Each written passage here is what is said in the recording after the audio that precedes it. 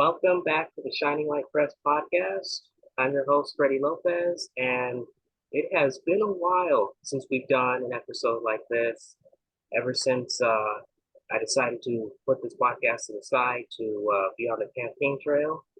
But nevertheless, Happy New Year. We are back and we are coming off very strong. And today, our very first guest is someone that I think is pretty remarkable. She is the executive director of the Right to Life Committee of New Mexico, and she was also a GOP candidate for governor of New Mexico back in 2022. So without further ado, please welcome Ethel Maharg. Ethel Maharg, thank you so much for coming on. Oh, thank you, Freddie. I appreciate that. I was thinking how funny how, I know you were going to try to have someone else first, but I thought, first we start with life. So pretty cool. So Yeah, anyway, yeah, absolutely. but yeah, thanks for having me on. You're welcome. Anytime, anytime. So just wanted to say, first question I have to ask is, who is Ethel Maharg? Oh my gosh. Ah, well, let me think. I guess I could start with my personal, as I'm a wife. I'll be married 39 years this year in next month. So 39 years. I'm a wife. I'm a grandmother of, I guess a mother of three, three kids, two girls, boy, and then a grandmother of six kids, three boys, three girls. So pretty busy, and I'm the executive director of Right to Life Committee of New Mexico. I've been in the pro-life movement. I'm going on my 11th year. So yeah, going on there and still going strong, working to value life, basically. Yeah. Absolutely. I think that is probably one of the biggest issues that is not just here in New Mexico, but on a nationwide scale, is the issues of life. And from what I understand is also that you ran for governor of New Mexico I last did. year. I did. Yeah. And, you know, that was the biggest issue that you ran on is the sanctity of life. And there are many in New Mexico who believe that is a very major issue, especially in New Mexico with everything that has happened. Because last year, if I can recall, Representative Teresa Fernandez, and it was all over the news, where after Texas had pretty much signed the law, the governor, and they created a law that pretty much outlawed abortion. And what happened is there were many politicians, including the CD3 representative, who pretty much was paying for women to come over to New Mexico to have an abortion because the laws are so strict All in right. Texas. And what are your thoughts on that? Well, I think that's horrendous. It's kind of hard to understand that kind of thinking. Why you would, you'd pay. It's just difficult for me to comprehend why somebody would pay women to come and destroy their children. It's just incomprehensible for me. But they've got their motives. They start out, serving for whatever reason, and then they're convinced that that abortion is the right thing to do for women, and it's not. It isn't. It hurts women. It hurts the baby, obviously, but to purposely pay for them, go recruit them to come to New Mexico is just wrong. I mean, it's all so wrong. But to purposely go out there and recruit these people to come to New Mexico, and then it affects so many aspects of it. Even financial aspects of New Mexico. We are now paying for the abortions of the nation because they come here from everywhere. They come here from all over the nation to have their children killed. And so it's just sad. And if they don't have the finances, well, we just put up the money. We just put up the money through Medicaid. So it's you and I paying for abortions against our own will.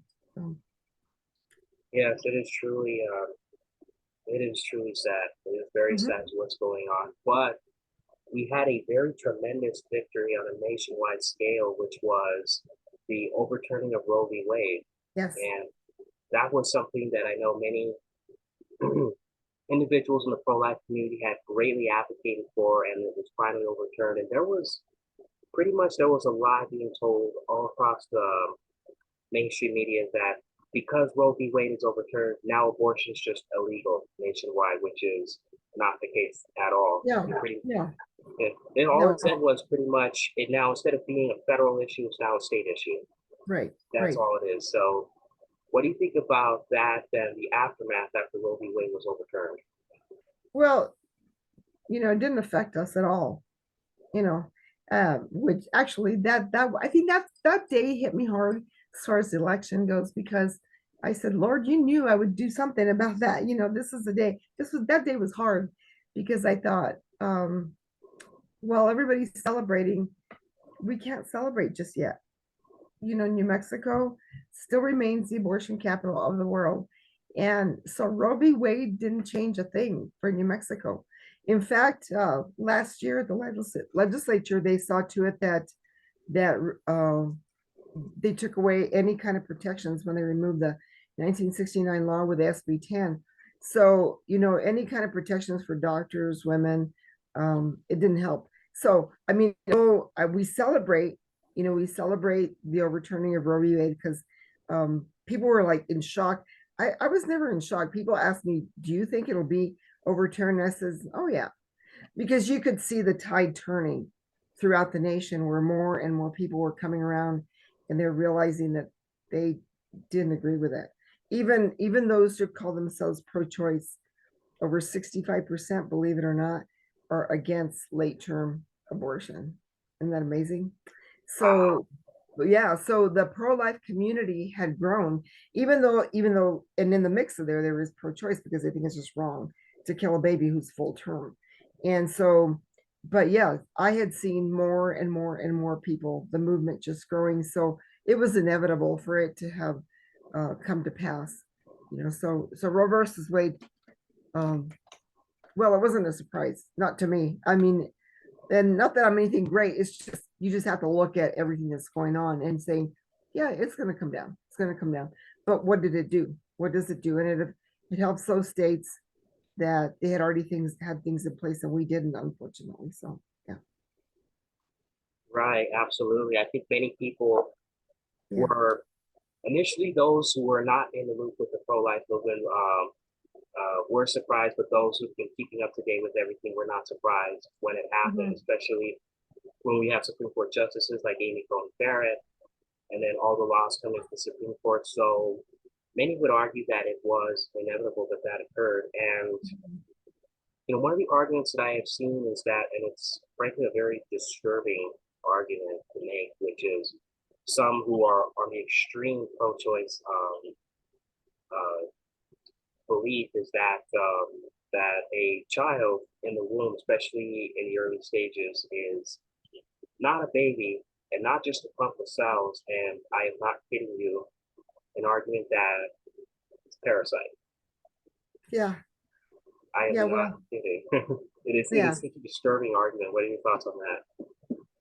Well, you know, uh, I always say when people want to do what they want to do, they're going to do it, and they're going to justify it in whatever manner. So if they want to for them to justify killing a human being um, that is fully formed. And, as far as it being just barely there, at conception or um, all the way to full term, it's just a stage of development. Because, you ask a person about whether or not that baby is an adult, no, but an adult is a stage of development, just like one in the womb. It's a stage of development. A toddler is not an adult, it's a stage of development because in some countries they're wanting to abort, and even here in our nation, uh, they're talking about aborting a baby after it's born. Now that's infanticide. It's just killing a baby after they're trying to pass that law. I don't know if they have in California 28 days after. So you know what they're doing there is they are dehumanizing the baby by calling it a parasite. You call it a dog as far as that goes. Oh, you have a dog inside of you. So it's not, so then that way it's no longer a human being. and so that's just a method of justifying the act, and that's all. um it's foolish, foolishness. They use whatever methods, and they just get more shocking, so but anyway, at this point, Freddie, I'm not shocked about anything. I'm like, okay, parasite. Yeah.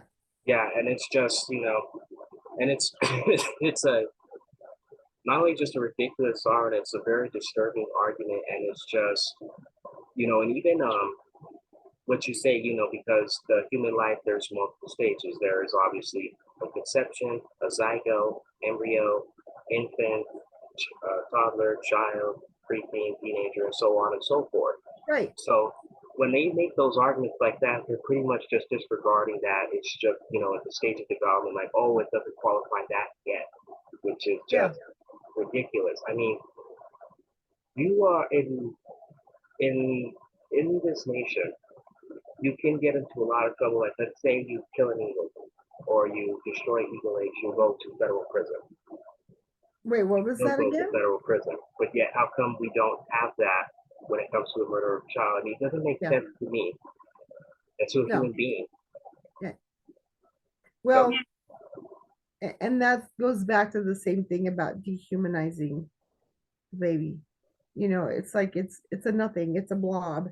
Well, that all right, I'll say this blob doesn't have any right to kill that blob. You. Okay, I can might be but that's just a different. Okay, if you want to call it a blob, you want to call it a parasite, you want to call it but this blob of cells is going to grow into a bigger blob of cells. Here I am. I still don't have the right to kill you. Okay. And so it doesn't matter what stage of development. I don't have the right to kill you, Freddie. That's just basically what it boils down to. And I think that I think we just get into the weeds about so many things, and it's just like, call it what it is. You know, it's killing. It's the unfortunately the lawful killing. It used to be unlawful taking of a human life, and and then you go back to the argument of if a man killed a woman and she was pregnant, he would be charged with a double homicide. Well, how does that work?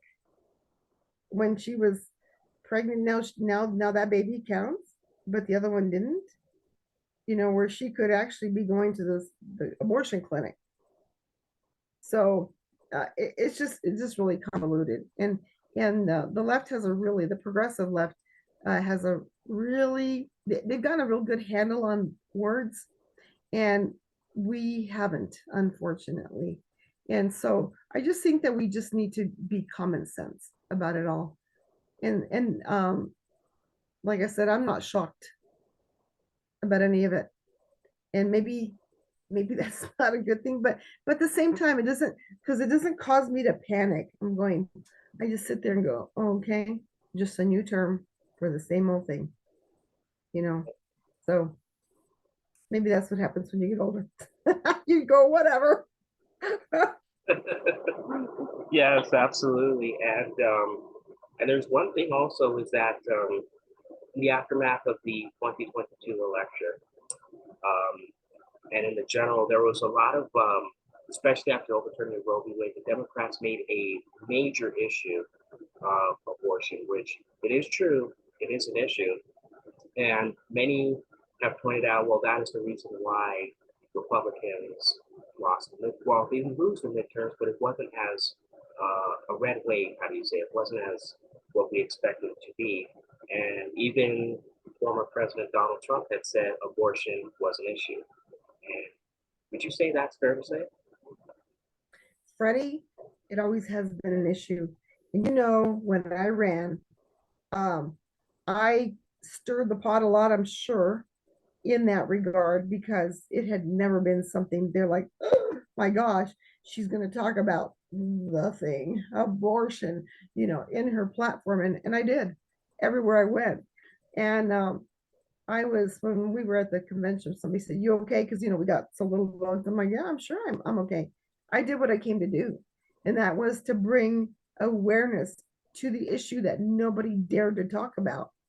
And you know, before I just get really frustrated over politicians when I'm like, why aren't you talking about life? Well, it's not a winning issue, really. Ask Grisham about that, right? She just she just took it, and it was on abortion. She went, of course, she went on the death side, but uh, had we been stronger in that, we might have had a better chance. I think we would have. You need to stand your ground, and I did, and that's why I said I'm proud of the work that we did in our in our campaign, because it was on life. It was something nobody ever dared to talk about, and so we did. We brought it to the surface. I think it prepared a lot of people for to be able to more boldly talk about it in their campaigns as well. And so, it was. I'm glad about that. Absolutely, absolutely, because it is definitely, it's always been an issue, and I think it will continue to be an issue Mm-hmm. until something is done about it. And, we have organizations like, you being the executive director with Right to Life, nationwide, it's live action. And what do you think is the best way to help educate those who may not know all the ins and outs, who are like, well, I don't know enough about abortion, but I do think it's an issue, I just don't know about it. What do you say would be the easiest solution to educate those on this issue? What do I say about the need to educate? Yeah, Um, oh, it's really important. Um, in fact, we're putting together a class, and we're gonna see about making it available for the entire state, and we're gonna take it to the legislature so that we can educate them, because believe it or not, they don't know all of that, and through no fault of their own. This isn't a slam on them. It's they have a lot to cover, so we're gonna go and take them a course. Um, let me give you a case, Freddie. In Arkansas, they tried to pass a referendum where they back like Ronchetti said, give it to the people and let them decide. Well, if we were to do that right now, we'd lose, and they did. And let me tell you why. Because the left, again, with their words, they immediately go in and they instill fear. Everything that they do, all the propaganda that they have, they always use fear. I mean, you look at the pandemic. The pandemic. What they did is they fear, fear, fear, hungry all the time. Put your mask on. Do this, do that. They continue to pump in fear, and then people react to that fear. So I had some ladies come into my office and they said, Ethel, she goes, if abortion's illegal, then if a woman has a miscarriage, he's not going to be able to go in there and do a DNC. He'll be prosecuted. And I go, let's talk about this for a minute. Let's see how much sense that statement right there makes. Either that or an ectopic pregnancy, which, it will burst and it could potentially kill her. And so if you do not go in there and do the proper procedure medically, the DNC, where they would scrape, they would go in there and remove the child who has died through no fault of anybody. Okay. The miscarriage has taken place. And so if you do not remove the dead baby, what will happen to her? She would become septic. She could potentially die. Now, that goes all against what a doctor is and do no harm, right? So that statement is made to scare women, to scare people, to scare the doctors. It's just not true. It's just not true that, the doctor is gonna have to take care of her. Like, same thing with the ectopic pregnant. They're not gonna let her die. They're just not. And that's what I'm talking about. That's what they did in Arkansas. That's what they told them. The doctors will not take care of an ectopic pregnancy. You're gonna die. So we have to get ahead of that curve and say that's foolishness. It's a lie. And we have to get ahead of that. So that's what we're working on. We're working on a course that we can put out to everybody. so with modules and everything else that they could study lots of different parts of that. So, I do think that is a very good way to, how do you say, educate people on what's really going on, because that is what we use is fear, just mhm, fear, total fear, to so you don't think clearly about the issue. You're mostly going off of emotion. And right. what I would say to that is one of the arguments that I've noticed that they use quite a bit is also the rape and incest argument, which is, Less than 1%. yes, yes, exactly. It's barely 1% of the reason for abortions. Yet they always say, well, what about in those instances? What about in those instances? And what would you say to that? Mhm. Well, this is what I say, is I always say for one, rape and incest are less than 1% of the reason for abortion, yet they always use that exception as the reason to have abortion in general. Okay. But then I always go further and I say, I'm going to ask you the question. Do you know what happens to a woman when she experiences rape? Ready? Well, it is a very painful and traumatic experience for a woman. Mm-hmm. It's very traumatic. Yeah. She experiences PTSD. Just like a person going to the army and war, things like that. She experienced PTSD. Well, I'm going to follow that question up with, do you know what happens to a woman when she experiences an abortion? It's a traumatic event. It's very traumatic. It's The PTSD. exact same thing. The exact same thing. She also experiences PTSD. Now, those on the left, oh, they don't want you calling it that, but that's what happens to her. It's called, now they got away from the D. It's PTS, post traumatic stress. Nonetheless, because of that, she experiences depression, anger, rage, 80% increase in rage tendency. Over 50% of them either begin or increase in drug abuse. There's a suicidal ideation. They become so depressed that if not treated, they might take their own lives. Okay. PTSD. So if you care so much about a woman and she's raped, I'm not saying make her have an abortion, make her keep the baby. I'm not saying that. But what I'm telling you is you need to be educated enough to know that if you tell her that the best thing for her is to abort that baby after she's had rape, you're double hurting her. It'd be better for her to deliver. She could release a baby for adoption, or there are many that have parented that baby. So if we really, really care about our women, please don't make them abort their child. Don't scare them into abortion because they've already been traumatized enough. They don't need a double dose of that. And most people don't know that. Most people True. do not know that piece of information there. It's like, and not every rape results in a pregnancy. All right. So again, it is less than 1%, but it is always the reason to justify the 99 point whatever percent. That's what they use. Yeah.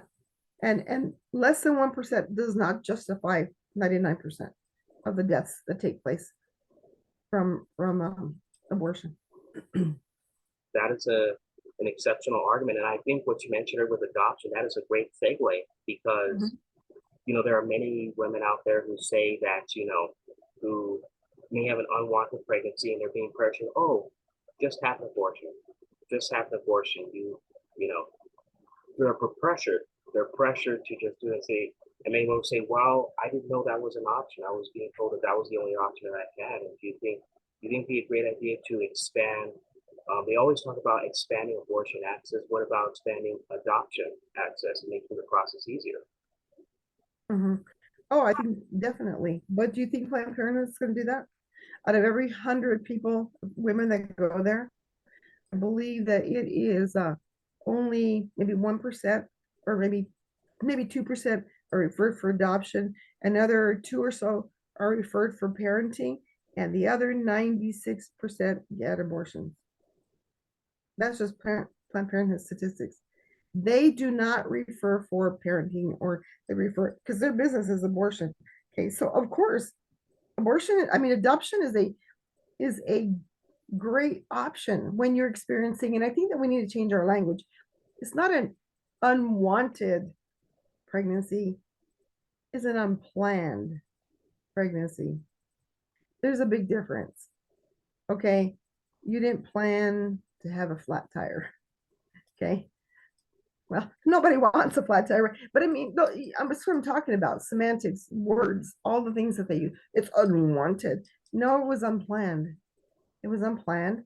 But, there's a lot of things in life that aren't planned. I don't know about you, but I wanted 7 kids, and probably most of us were, oops, you know, in New Mexico. I mean, all over, you know, there's a lot of babies that are unplanned, but my dad loved all of us.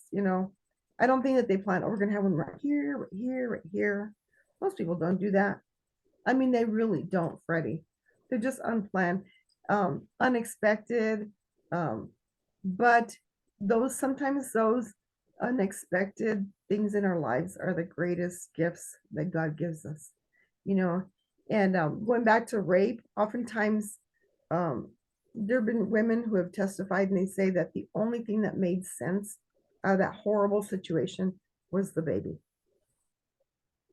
If there was a life growing, and that the only thing that made sense was the baby. And sometimes, you've heard women say, man, I didn't plan to get pregnant, and it was a surprise, and I wasn't through with school or anything else, but that baby made me get to work, get up, go get my degree, go get all these other things. So, you know, that child might be the reason you get out of bed in the morning, the reason that you become successful in your career.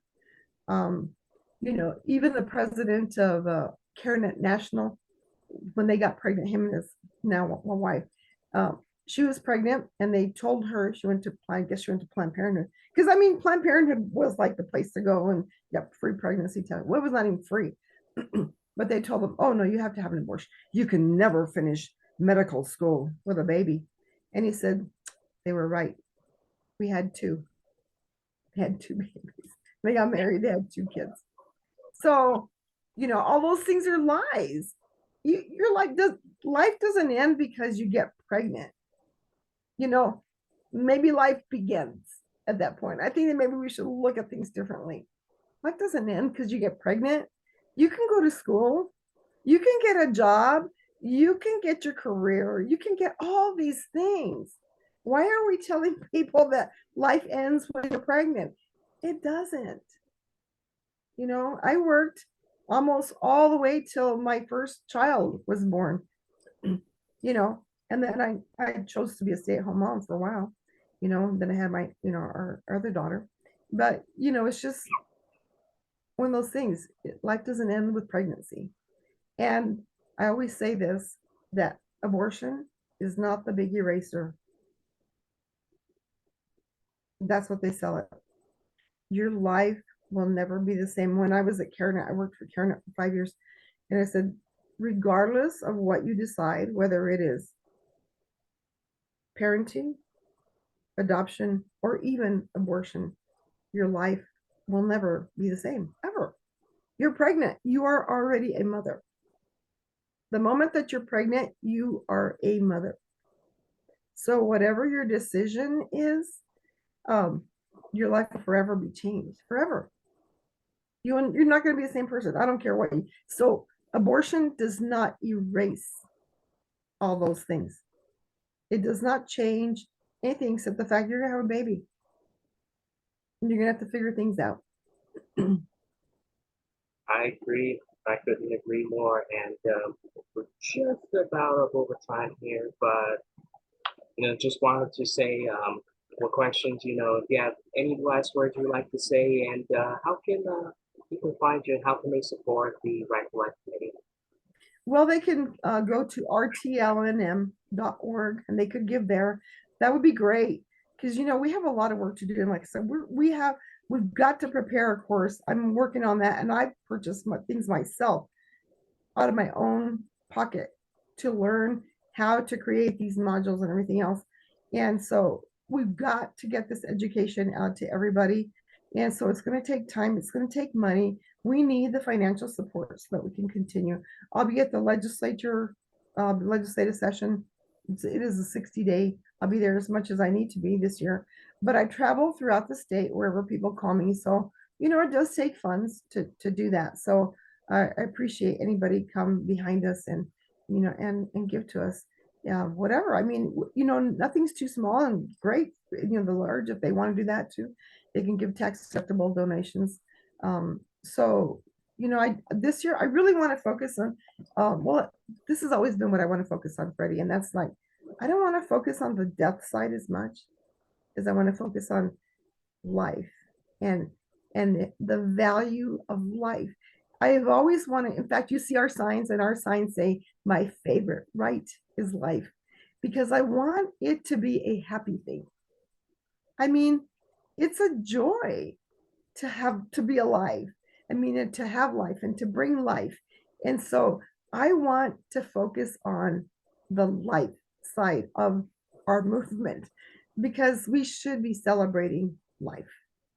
And we should focus on the sanctity of life and the value of life, and see how we can do things better. Oh, and I have another whole section on young kids and things like that, but we can do that another time. Sure, absolutely. And Yeah. we will definitely do an interview pretty soon again. And I just wanted to say thank you so much for coming out to our show today, and congratulations, you're our first guest Oh, in this thank you. year. And we're gonna get this podcast started. You're gonna see more episodes. I think you're gonna see Ethel more often. And again, thank you so much for coming on. And be sure to visit the Rightful Activities website at rtlnm.org. Is that correct? Yes, correct.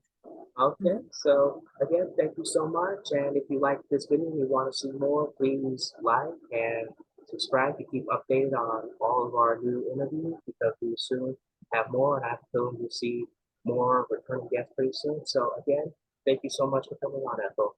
Thank you, Freddie. Appreciate you so much. You're welcome, likewise. And y'all have a good day now, and we'll just keep on rocking.